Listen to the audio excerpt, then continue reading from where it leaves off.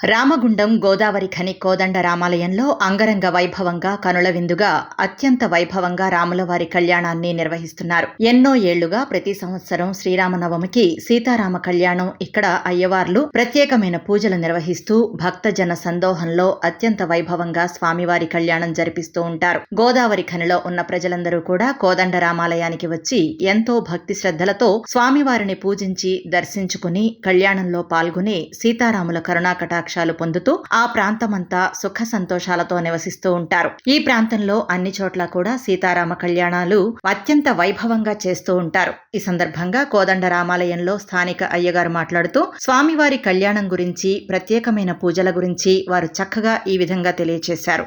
అస్మద్గురుభ్యో నమః.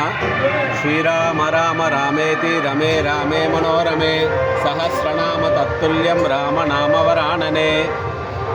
మన గోదావరి ఖని శ్రీ కోదండ రామాలయం నందు ప్రతి సంవత్సరం మాదిరిగానే ఈ సంవత్సరం కూడా ఎంతో అంగరంగ వైభవోపేతంగా మన శ్రీ సీతారామచంద్ర స్వామి వారి యొక్క కళ్యాణ మహోత్సవం ఈరోజు జరుపుకోవడం జరుగుతున్నది.